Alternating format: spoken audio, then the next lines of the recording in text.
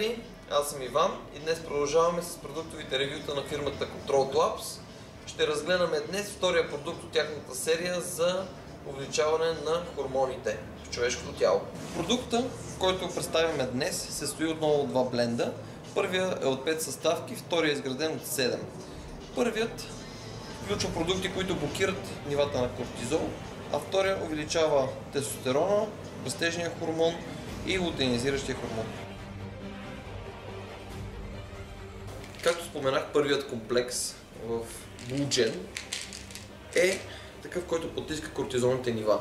Състои се от 5 съставки, 3 от които са билки и още 2, които са аминокиселини.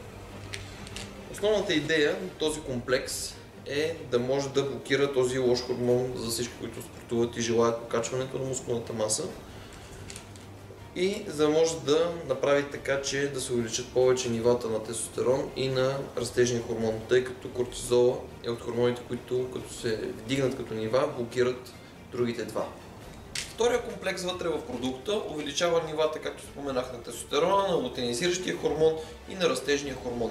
Също така спомага за увеличаването и на допамина, което е също много важно за доброто настроение. Продукта се приема преди тренировка около 20 до 30 минути. Опаковката, в която се предлага самия продукт, стигат за 30 дни и обикновено се използва в продължение на 2 месеца, след което се прави почивка от 2 седмици. За повече информация може да се обърнете към нашите физически магазини в healthstore.bg, в нашата Facebook страница или да ни следите в нашия YouTube канал.